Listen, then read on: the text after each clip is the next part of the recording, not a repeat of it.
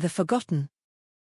Vincenzo's knuckles bled as he slammed the steering wheel, headlights cutting through the Bronx fog, the stolen duffel bag rattling in the passenger seat.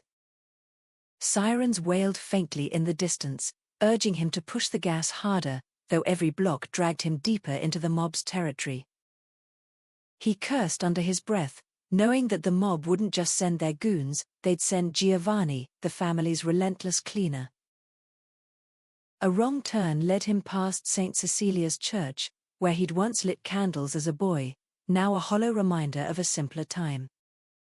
The duffel bag gaped open, revealing stacks of cash and a pistol, each a weight Vincenzo wasn't sure he could carry much longer.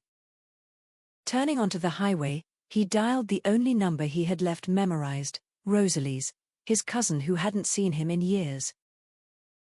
"I need a place to stay," he said, cutting off her questions, the guilt choking him even through the static of the connection.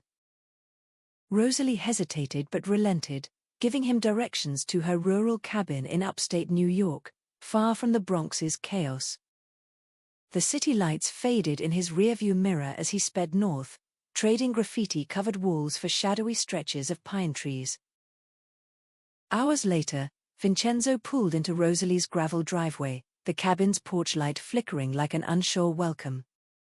Rosalie stepped out, a blanket draped around her shoulders, her wide-eyed confusion meeting his weary desperation. "This is temporary," she said, her voice firm, as she led him inside, where the air smelled of cedar and freshly brewed tea. Vincenzo dropped the duffel bag on the floor, its metallic clink making Rosalie glance at him sharply before looking away. That night, he slept fitfully on the couch, haunted by dreams of Giovanni's cold eyes and the suffocating weight of loyalty. Morning brought no solace, only sunlight that seemed to mock him as Rosalie set plates of eggs and toast on the table.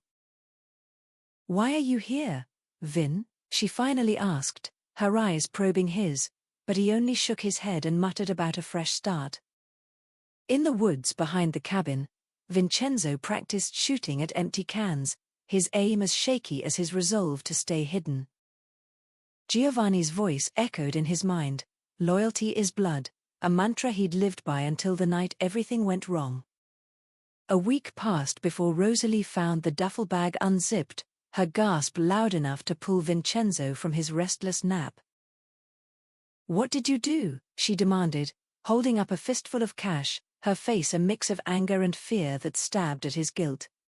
"I made a mistake," he admitted, sinking into the couch, the weight of his choices pressing down like a vice. Rosalie didn't speak to him for 2 days, though she left food on the counter and kept the cabin's curtains tightly drawn. The quiet broke when she handed him a map, her finger tracing a route to a train station where he could disappear. Vincenzo hesitated, torn between fleeing and staying, the idea of starting over clashing with the mob's inescapable grip. That night, headlights swept across the cabin walls, and Vincenzo's heart dropped. Giovanni had found him. Giovanni stepped out of the car, flanked by 2 men, his tailored suit pristine despite the dirt road leading to the cabin. "You've been busy," Giovanni said, his voice calm but dangerous, as Vincenzo stepped onto the porch to face him.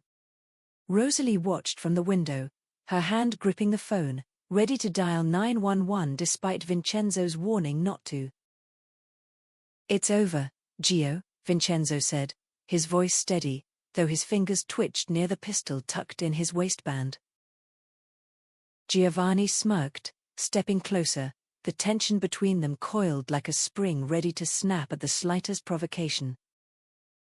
"Loyalty isn't optional, Vin," Giovanni said, gesturing to the duffel bag, his eyes as cold as steel. "Maybe it should be," Vincenzo replied, drawing his pistol, the barrel aimed squarely at the man who once mentored him. A gunshot shattered the silence, but it wasn't Vincenzo who pulled the trigger, it was Rosalie, standing in the doorway. Giovanni fell, clutching his side, his men frozen in shock, as Vincenzo turned to see Rosalie trembling with the rifle. The remaining goons raised their weapons, but Vincenzo acted first, firing twice, the chaos erupting in a storm of bullets. When the dust settled, only Vincenzo and Rosalie stood, her face pale as she stared at what they'd done. "You should go," she whispered, her voice breaking as she shoved the duffel bag into his hands. Vincenzo hesitated, then nodded, taking one last look at Rosalie before disappearing into the night. He boarded a train heading west, the cash burning a hole in his conscience as he left the Bronx and the mob behind. Days turned to weeks as Vincenzo moved from town to town, shedding his old life piece by piece. In a diner in Nevada, he saw a job posting for a mechanic, the first honest work he'd considered in years. The owner, a grizzled man with grease-stained hands, hired Vincenzo without asking too many questions. Fixing engines became his therapy, each bolt tightened a step further from the man he used to be. Late at night, he'd think of Rosalie, her bravery, and the life she'd risked to save his. The mob's shadow loomed less with each passing day, though he knew it might never fully fade. A year later, he sent Rosalie a postcard, no return address, thanking her for the chance to start over. In the Bronx, Giovanni's power waned, his injury exposing weaknesses that splintered the family's control.